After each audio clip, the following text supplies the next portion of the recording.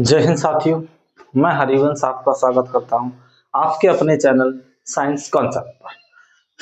आशा करता हूं आप बहुत अच्छे होंगे और अपनी पढ़ाई बहुत अच्छी तरीके से कर रहे होंगे। बिना टाइम गवाए हुए हम आपको नेक्स्ट अगली क्लास पर लेके चलेंगे।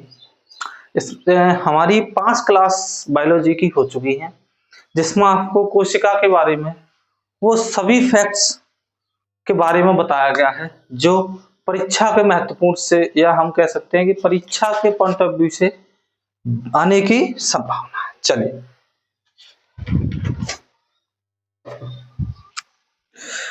हमारा कल लाइसोसोम पर हमने क्लास खत्म की थी। आज हम शुरू करेंगे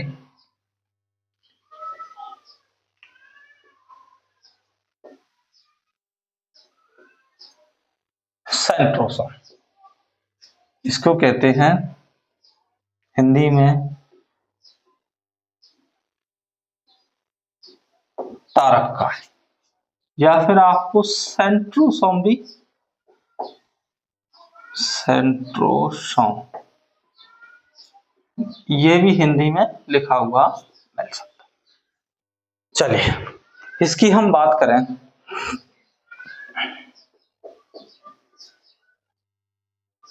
यह मुख्यतः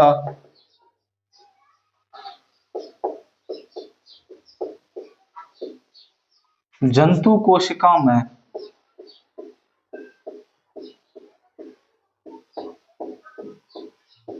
पाया जाता है। यह मुख्यतः जंतु कोशिका में पाया जाता है, परंतु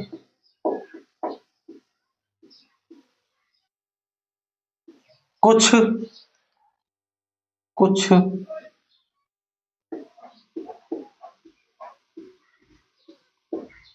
शैवाल व कवकों में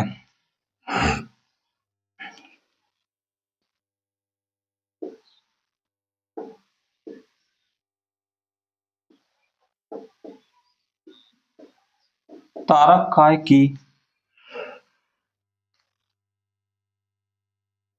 काय की नहीं, सॉरी, कवकों में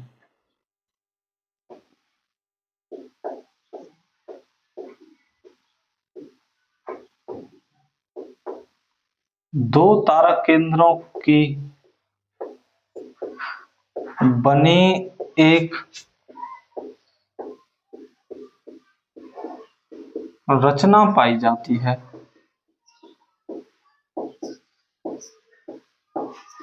जिसे जिसे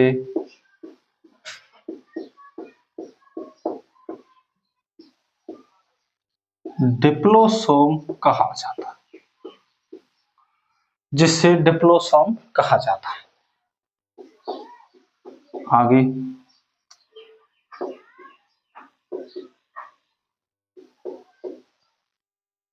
सेंट्रोसोम की खोज, कहीं कहीं शब्द भी लिखा हुआ होता है। सेंट्रोसोम की खोज या शब्द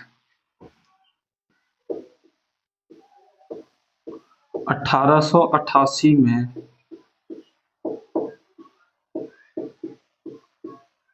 टी बोबरी के द्वारा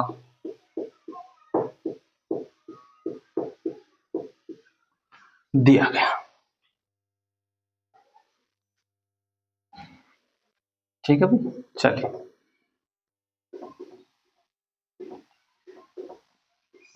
तारक काय एक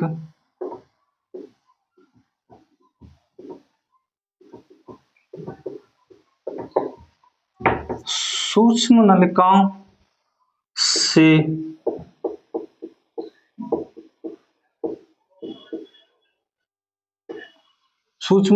से निर्मित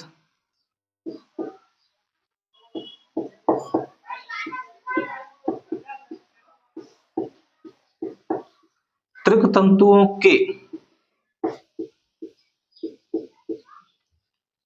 तंतुओं के 9 समूहों से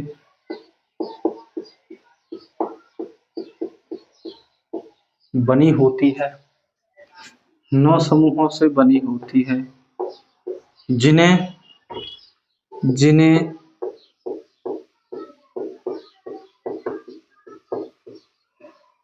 सेंट्रोस्फीयर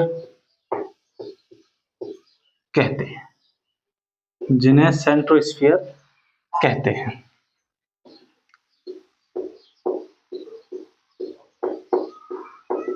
सेंट्रोस्फीयर का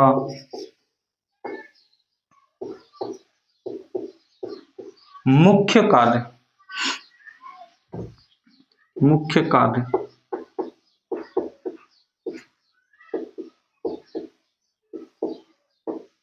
कोशिका विभाजन के समय तुर्क तंतु स्पिंडल फाइबर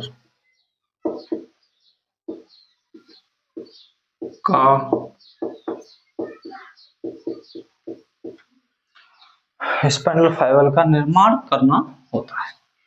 इसका मुख्य कार्य कोशिका विभाजन के समय तुर्क तंतु अर्थात स्पिंडल फाइबर का निर्माण करना होता है। हम कहें सेंट्रोसोम का मुख्य कार्य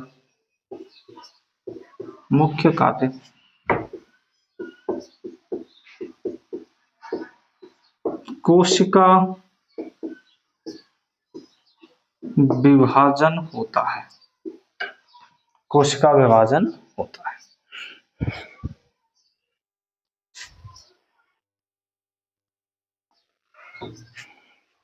आगे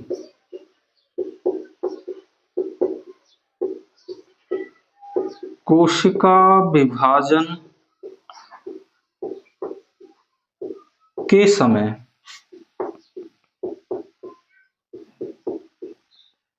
सेंट्रोसोम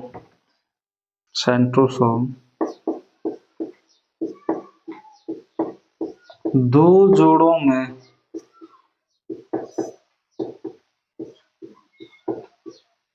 विभाजित होकर ध्रुवों की ओर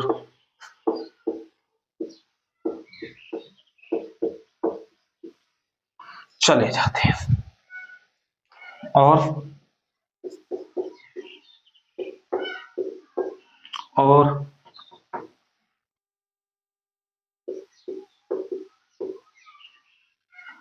एक्सटर्नल किरणों का निर्माण करते हैं। यहां तक समझ में आया? ये देखिए, सेंट्रोसोम अर्थात तारक का यह कहा गया यह मुख्यतः जंतु कोशिकाओं में पाया जाता है, परंतु कुछ शैवाल व कवकों में दो तारक केंद्रों की बनी एक रचना पाई जाती है, जिसे डिप्लोसोम कहा जाता है। सेंट्रोसोम की खोज या शब्द 1888 में टी बोबरी द्वारा दिया गया। तारक का एक सूक्ष्म नलिकाओं से निर्मित त्रिक तंतुओं से 9 समूहों से बना होता है, जिसे सेंट्रोमियर कहते हैं। सेंट्रोमियर का मुख्य कार्य कोशिका विभाजन के समय त्वरक तंतु अर्थात स्पाइंडल फाइबर का निर्माण करना होता है। सेंट्रोसोम का मुख्य कार्य कोशिका विभाजन होता है। कोशिका विभाजन के समय सेंट्रोसोम दो जोड़ों में विभाजित होकर ध्रुवों की ओर चले जाते हैं और एक्सटर्नल किरणों का निर्माण करते हैं। यही है सेंट्रोसोम। समझ में आया यहां तक? चलिए आगे चलते हैं।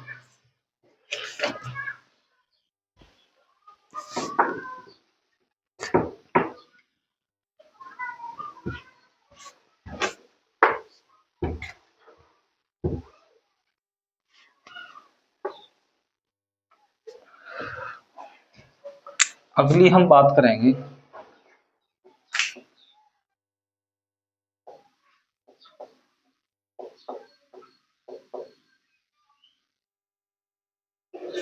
माइक्रोबॉडीज।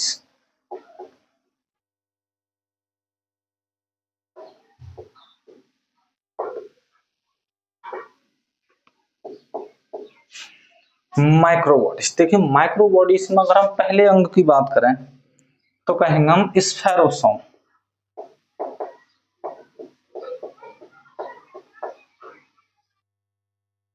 पहला अंग है स्फेरोसोम।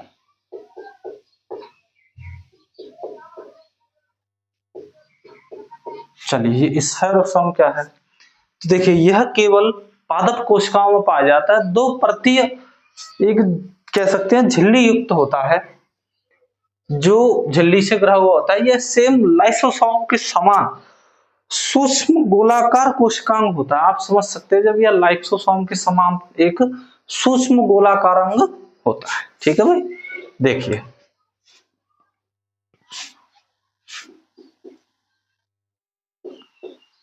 यह केवल पादप कोशिकाओं में पादप कोशिका में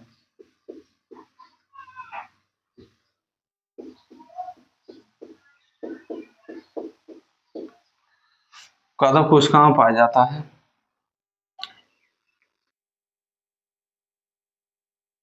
यह एक परतीय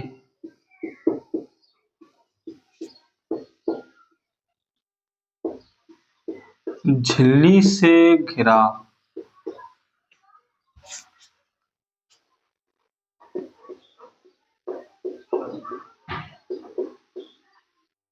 लाइसोसोम के समान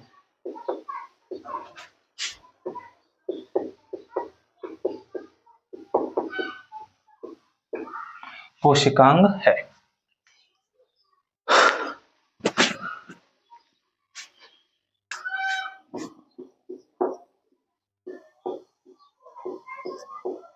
इसका मुख्य कार्य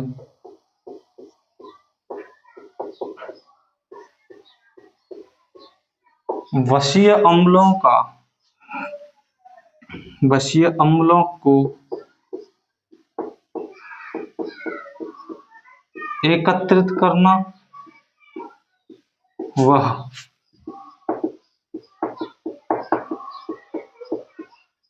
स्थानांतरित और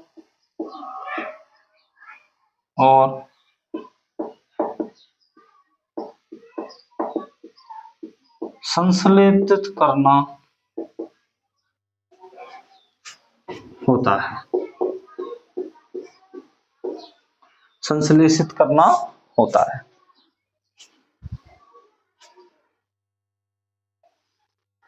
इसमें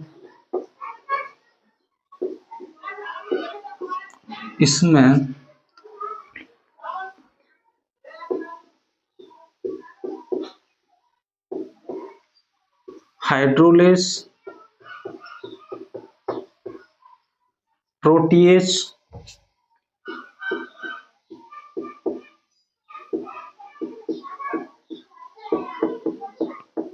राइबोन्यूक्लियेज,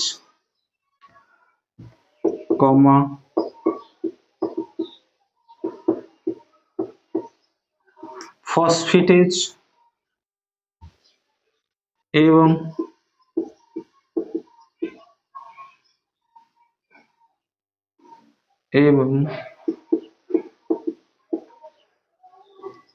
एस्टीटेरेज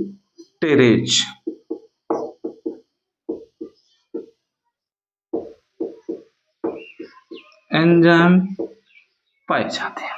अब देखिए बिल्कुल फिक्स है जब इसमें एंजाइम पाया जा रहा है। देखिए यहाँ सबसे पता चल रहा है कि लाइसोसोम के समान कोशिकांग है, अर्थात इसमें क्या उपस्थित होंगे, एंजाइम उपस्थित होंगे। जब एंजाइम उपस्थित होंगे तो इसका हम एक कार्य और भी देखिए, इसका मुख्य कार्य क्या है, वसीय अम्लों को एकत्रित करना, स्थानांतरित करना और संश्लेषित करना। तो हम कह सकते हैं कि इसका और काम, जैसे अगर इसका अन्य कार्य देखें हम, अन्य कार्य तो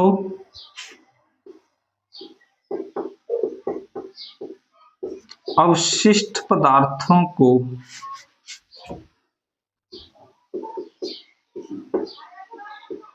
नष्ट करना, वह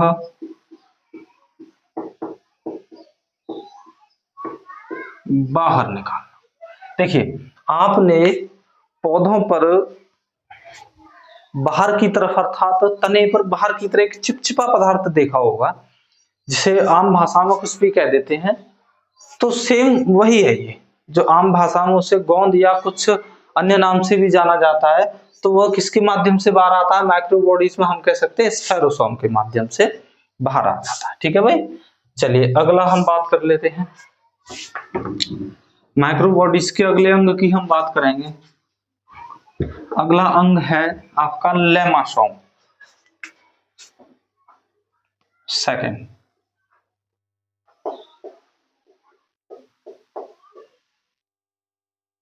सेकंड, लेमासोम।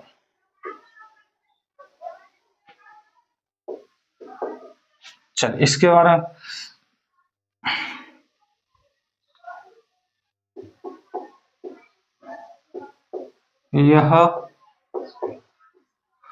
यह कवकों में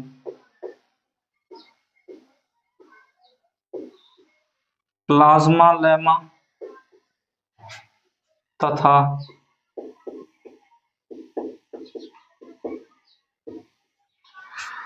कोशिका भित्ति, प्लाज्मा लेमा तथा कोशिका भित्ति के मध्य पाया जाता है। यह मुख्यतः है किसमें? या कवकों में प्लाज्मा लेमा तथा कोशिका भित्ति के मध्य पाया जाता है। हम कह सकते हैं मुख्यतः कहाँ पाया जाता है? तो यह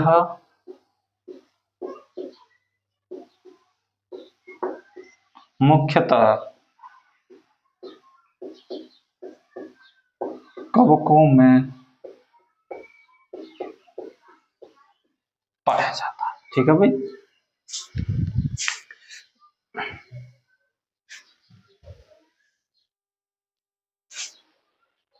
आगे अगले की हम बात करते हैं।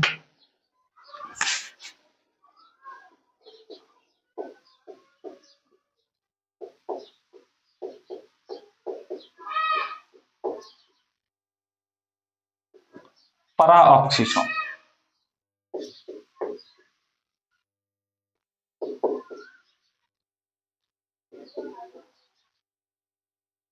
पराऑक्सीसोम की बात करें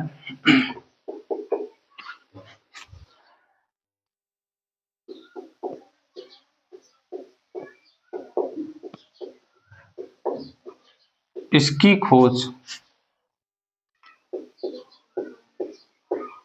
खोज टोलवर्थ के द्वारा की गई।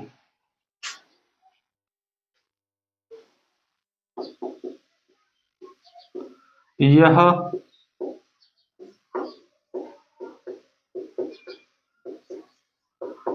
पादप कोशिकाओं में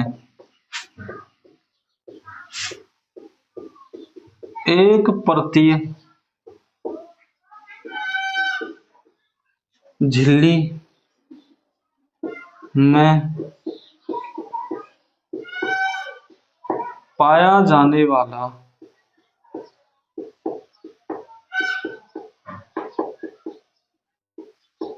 कोशिकांग है।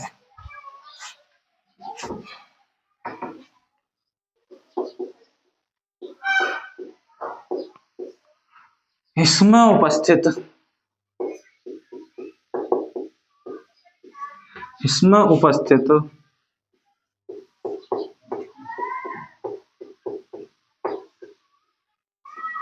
ऑक्सीडेज एंजाइम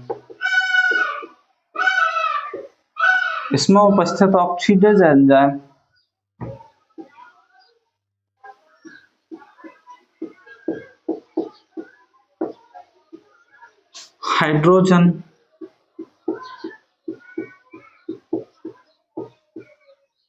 पराऑक्सीडेज के निर्माण में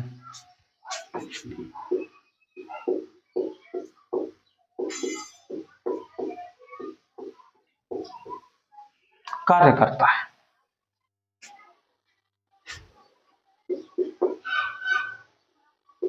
यह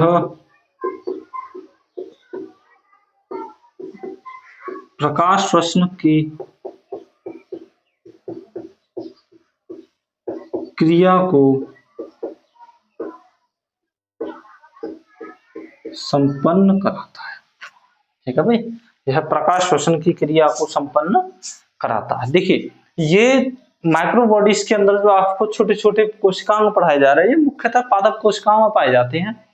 ये इतने ज्यादा पढ़ाए नहीं गए, इस वजह से ये थोड़ा सा आपको नया लग रहा होगा, लेकिन एक्चुअल में आज के समय पर जो परीक्षाओं का पैटर्न्स है वो कुछ आप ऐसे कह सकते हैं कि काफी हाई लेवल का आ रहा है। इस वजह से कुछ भी छोड़ना नहीं है, कहीं से भी पूछा जा सकता है, इसलिए आपकी हर हर तरह से हर जगह एकदम से तैयारी अच्छी होनी चाहिए। ठीक है भाई।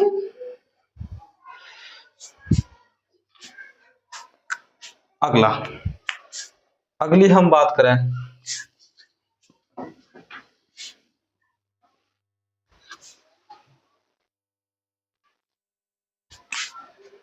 अगला है 4 नंबर,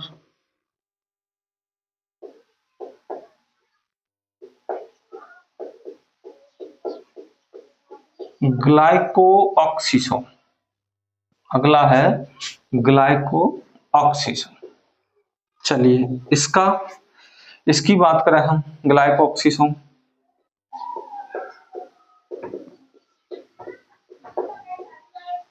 इसकी खोज 1961 में बीवर्स के द्वारा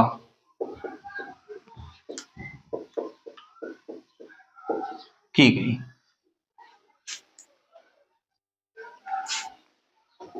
यह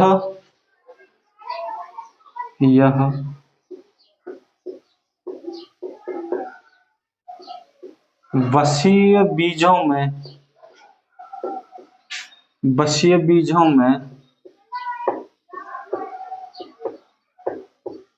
पाए जाने वाला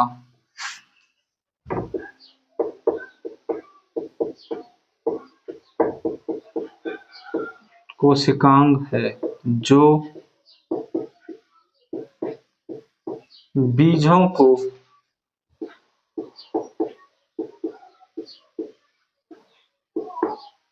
आकार प्रदान करता है।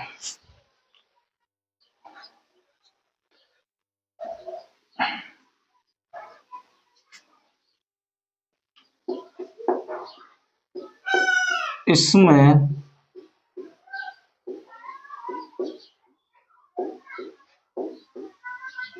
हाइड्रोजन आदि यानी अन्य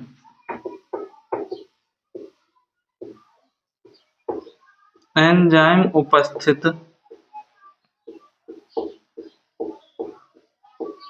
होते हैं। ठीक है भाई, यह हो गया आपका 4। अच्छा, माइक्रो बॉडीज के अंदर 4। अगला पढ़ेंगे हम, नेक्स्ट अगला है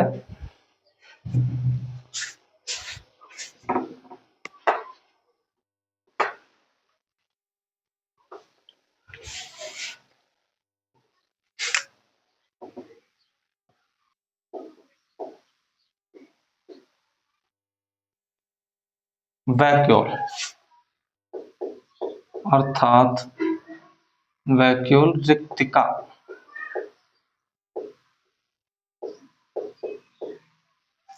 चलिए,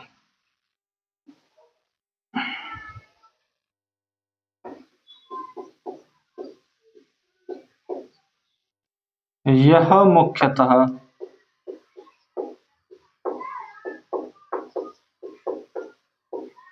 पादप कोशिकाओं में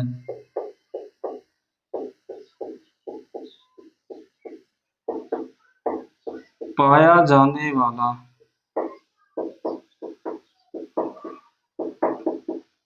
कोशिकांग है, जो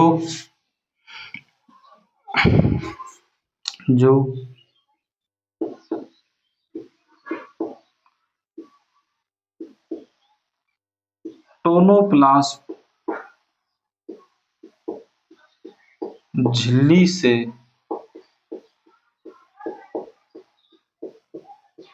घिरा होता है, झिल्ली से घिरा होता है।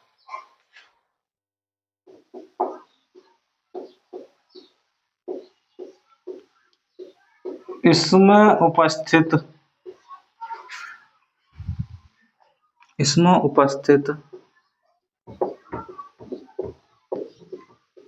तरल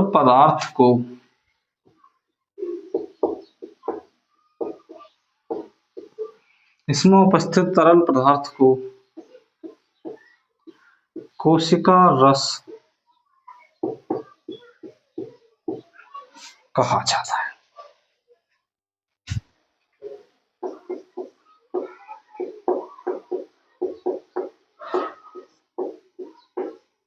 कोशिका रस में उपस्थित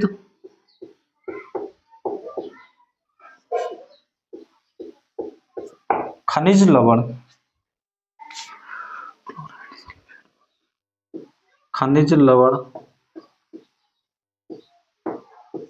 क्लोराइड, सल्फेट,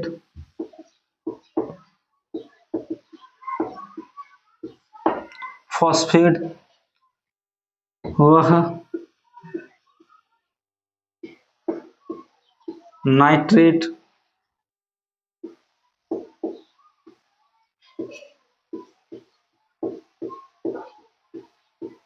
मौजूद होते हैं। ठीक है,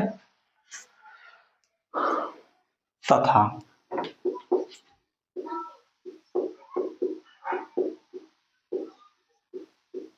कोशिका रस में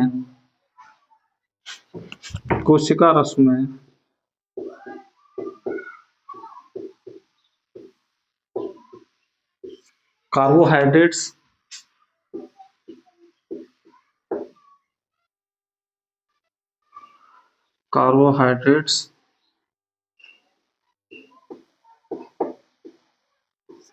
ग्लूकोज,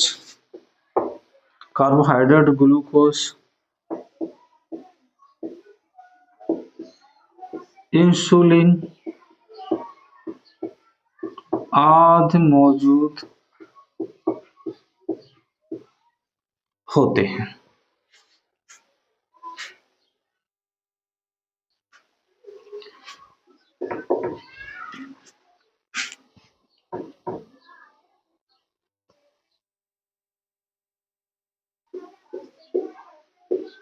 इसमें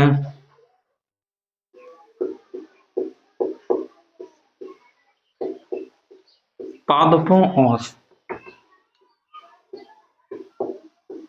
फूल व पत्तियों को विभिन्न रंग देने वाला पदार्थ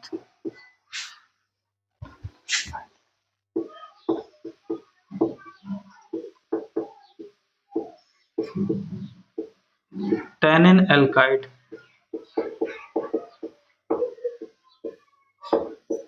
उपस्थित होता है। ठीक है, आगे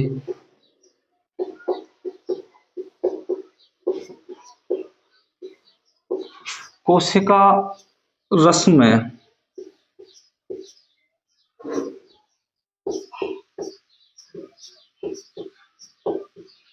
जल में घुलनशील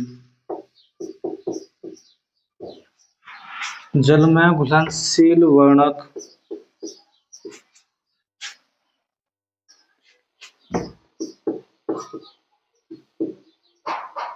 एंथ्रोसाइनिन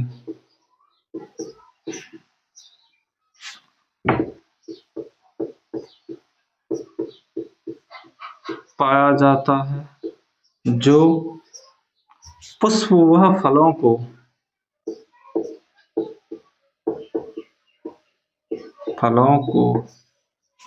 लाल या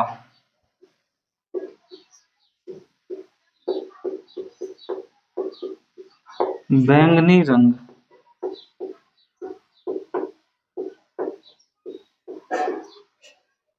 प्रदान करता है। ये थे टोटल माइक्रोबॉडीज अर्थात पादपों में पाए जाने वाले छोटे छोटे कोशिकांग, जिसमें अगर हम रक्तिका की बात करें, रिक्तिका अर्थात वैक्यूल्स की बात करें, तो यह कुछ नहीं होता है। ऐसे समझ सकते हैं आप, एक पानी एकत्रित, पानी से भरा हुआ एक कोशिकांग होता है। हम कह सकते हैं इसका यह मुख्यतः पादप कोशिकाओं में पाए जाने वाला कोशिकांग है, जो टोनोप्लाज्म झिल्ली से घिरा होता है। इसमें उपस्थित तरल पदार्थ को कोशिका रस कहा जाता है। कोशिका रस में उपस्थित खनिज लवण क्लोराइड, सल्फेट, फॉस्फेट, नाइट्रेट मौजूद होते हैं। कोशिका रस में कार्बोहाइड्रेट्स, ग्लूकोज, इंसुलिन आदि भी मौजूद होते हैं। इसमें पादपों और फूलों पत्तियों को विभिन्न रंग देने वाला पदार्थ टैलिन एल्काइड उपस्थित होता है। कोशिका रस में जल में घुलनशील वर्धक एंथ्रोसाइनिन पाया जाता है, जो पुष्प व फूलों को लाल व बैंगनी रंग प्रदान करता है। यहाँ तक समझ में आया है? चलिए फिर आगे चलते हैं।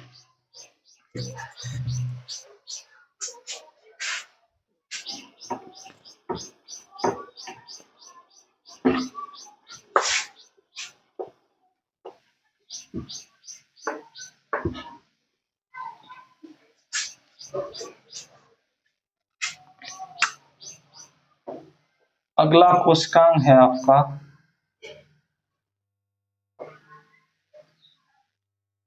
केंद्रक।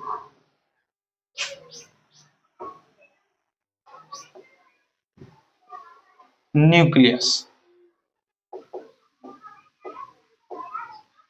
देखिए केंद्रक कहाँ उपस्थित होता है, जिस तरह से आपको बताया गया था, यह है कोशिका झिल्ली, या हम कह सकते हैं यह कोशिका है। इसके ऊपर पाई जाएगी एक कोशिका झिल्ली, ठीक है। अच्छा, इसी के अंदर पाया जाएगा केंद्रक, इसके बाहर होगी केंद्रक कला या केंद्रिका झिल्ली, इसी में पाई जाएगी एक केंद्रिका, ठीक है भाई। अच्छा देखिए, यहां पर हमने फर्स्ट क्लास में ही बताया था, ये होता है कोशिका द्रव्य और ये होता है केंद्रक द्रव्य। इन दोनों को मिलाकर जो मध्य में भरा हुआ होता है उसे कहते हैं जीव द्रव्य। इसे क्या कहते हैं? जीव द्रव्य, ठीक है भाई। तो यहाँ पे कहाँ है? यह है आपका केंद्रक, यह केंद्रक के ऊपर है केंद्रक कला।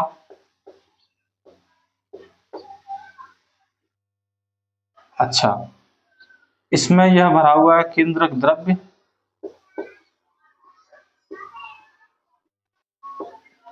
और यह है केंद्रिका।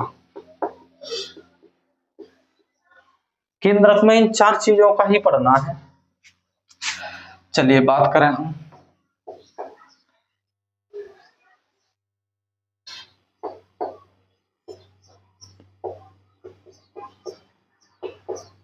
केंद्रक की खोज 1831 में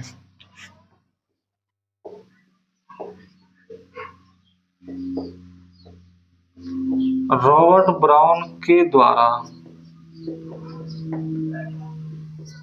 की गई।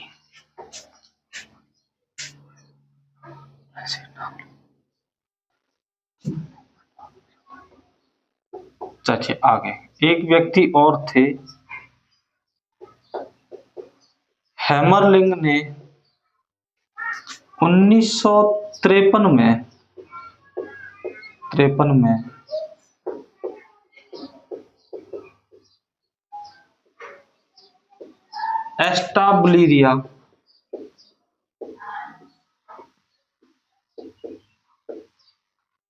एस्टाबुलिरिया नामक एक कोशीय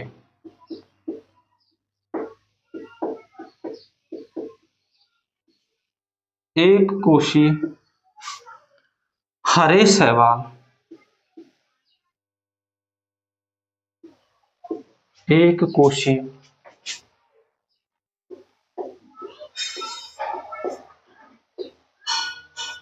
हरे शैवाल में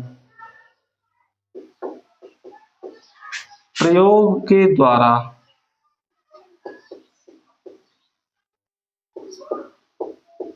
यह पता लगाया कि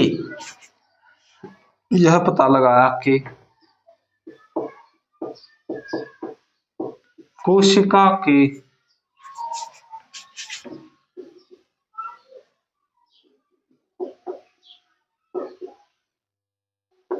विभिन्न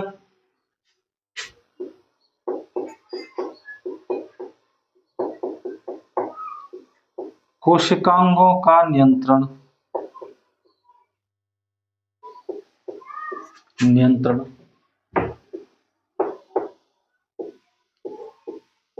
केंद्रक द्वारा होता है, अर्थात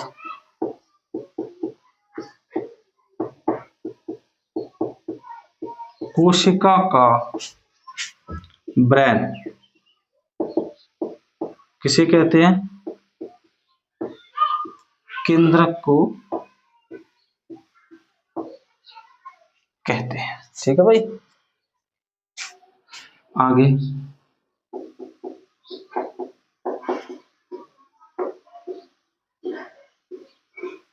केंद्रक 4 भागों में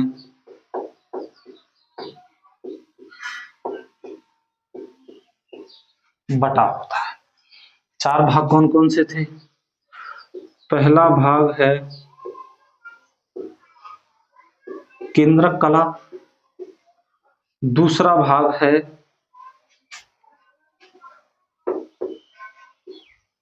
केंद्रक, तीसरा है आपका केंद्रक द्रव्य,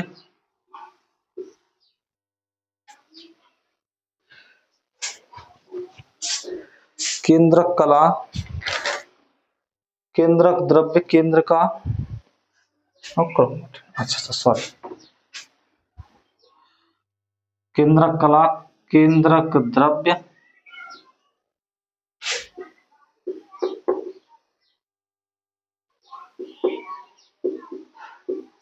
केंद्रिका,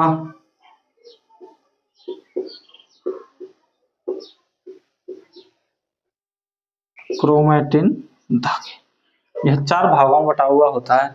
यह 4 भाग ही कंप्लीट हो जाएंगे, या हम कह सकते हैं 4 भाग जब हम पढ़ लेंगे तो हम कह सकते हैं कि हमारा क्या कंप्लीट हो जाएगा भाई? केंद्रक। चलिए आगे बात करेंगे हम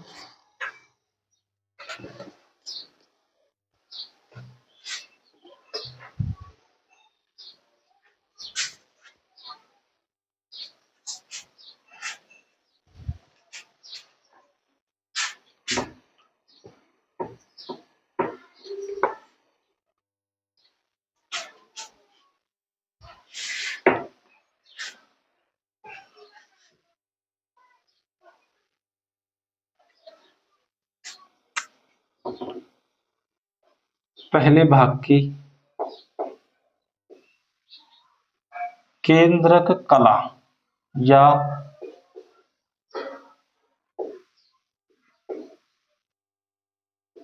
केंद्रक झिल्ली। देखिए यह केंद्रक के चारों ओर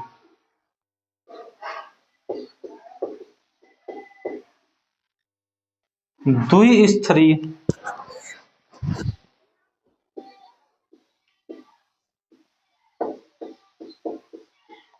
कला होती है,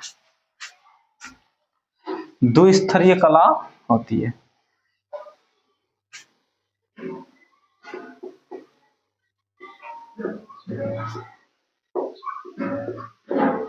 इसमें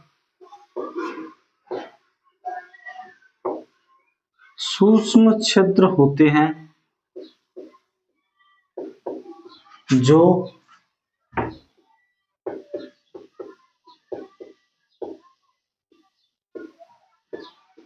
कोशिका द्रव्य और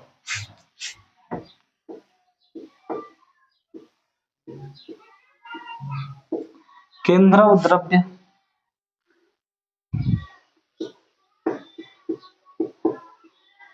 के बीच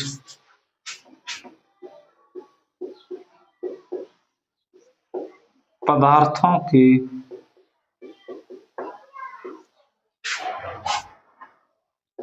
आवागमन में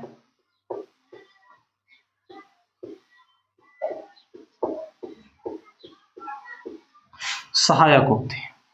पदार्थों के बीच आवागमन में सहायक।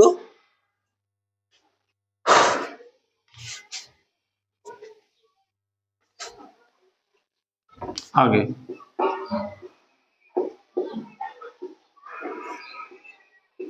केंद्रक द्रव्य में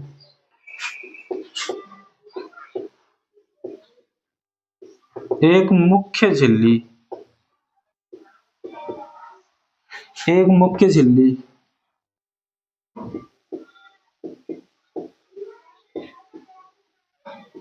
न्यूक्लियर लैमिना पाई जाती है। न्यूक्लियर लैमिना पाई जाती है। यह है आपका केंद्रक कला। नेक्स्ट अगला हम बात करेंगे, देखिए केंद्रक कला या केंद्रक झिल्ली कहते हैं। केंद्रक के चारों द्विस्तरीय कला से घिरी होती है या होती है। इसमें सूक्ष्म छिद्र होते हैं जो कोशिका द्रव्य और केंद्रक द्रव्य के बीच पदार्थों के आवागमन में सहायता करते हैं। अर्थात कौन सा पदार्थ अंदर आएगा और कौन सा पदार्थ बाहर रहेगा यह निर्धारित करेंगे। ठीक है। अच्छा, केंद्रक द्रव्य में एक मुख्य झिल्ली उपस्थित होती है जिसे न्यूक्लियर लैमिना कहा जाता है। बहुत इंपॉर्टेंट क्वेश्चन है ये। न्यूक्लियर लैमिना झिल्ली कहाँ पाई जाती है, तो आप बताएंगे केंद्रक। अगली हम बात करेंगे केंद्रक द्रव्य।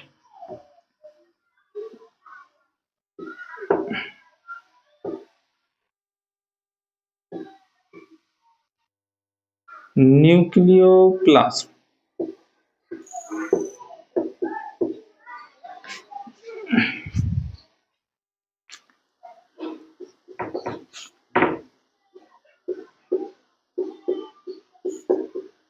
यह प्रोटीन का बना एक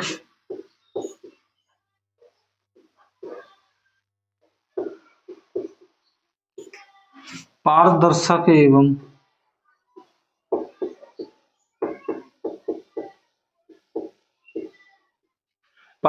एवं कणिकामय भाग है।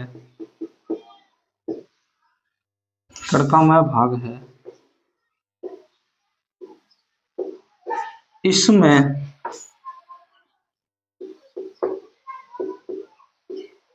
केंद्रिका आरएनए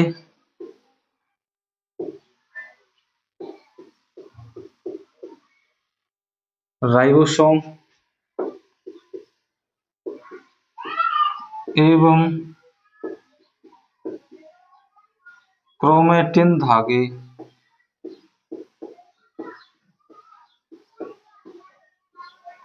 पाए जाते हैं। यहां तक समझ में आया। देखिए जो केंद्रक द्रव्य है न्यूक्लियोप्लाज्म है, यह प्रोटीन का बना हुआ एक पारदर्शक मीन्स कह सकते हैं कि इसके आर पार देखा जा सकता है, लेकिन ऐसे आंखों से नहीं, वो सूक्ष्मदर्शी द्वारा। यह पारदर्शक एवं कणिकामय भाग है। इसमें केंद्रिका आरएनए राइबोसोम्स एवं क्रोमेटिन धागे पाए जाते हैं। ठीक है भाई। आगे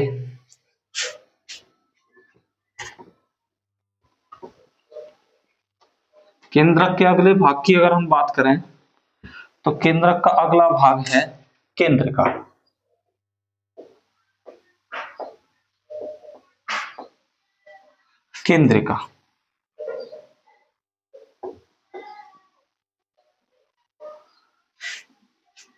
न्यूक्लियोलस केंद्रिका की अगर हम खोज की बात कर लें तो इसकी खोज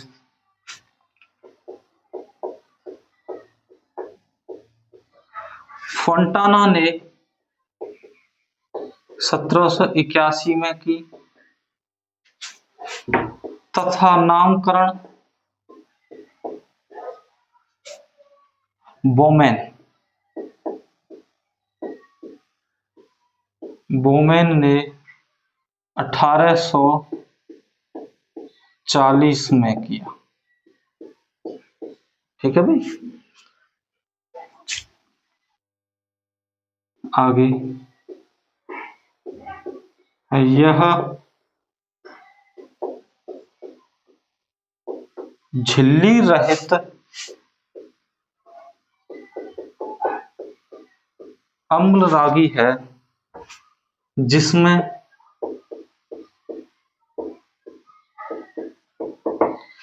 10% RNA,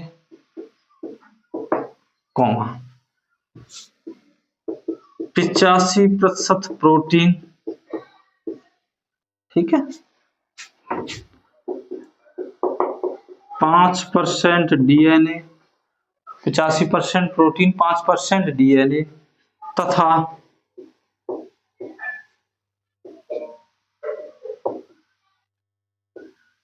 कैल्शियम की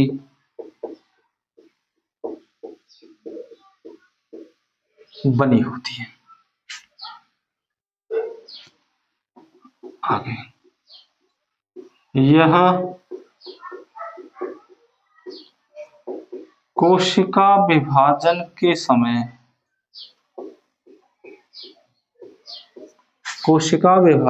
समय छोटे व मोटे हो जाते हैं,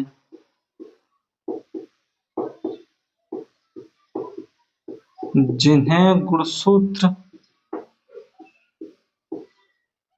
कहते हैं। ठीक है भाई, केंद्र का क्या है?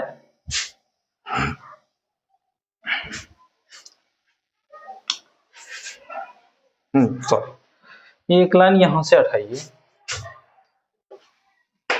इसमें लिखिए इसका मुख्य कार्य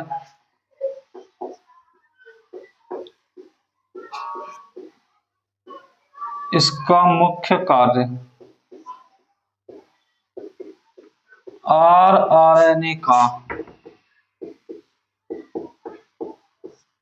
निर्माण करना होता है। अगला कोशिकांग है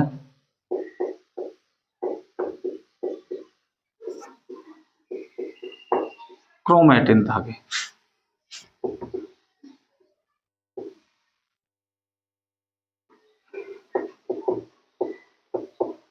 ठीक है भाई, देखिए ये क्या है,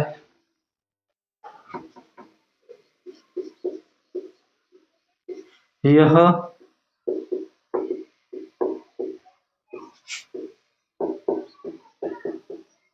histone protein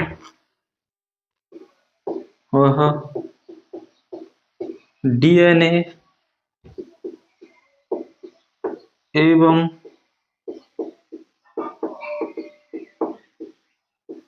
non histone protein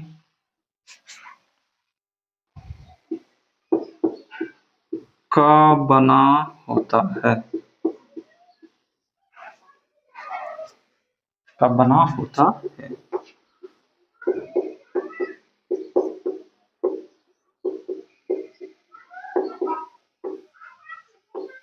कोशिका विभाजन के समय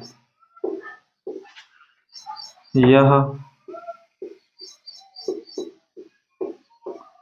छोटे व मोटे हो जाते हैं, जिन्हें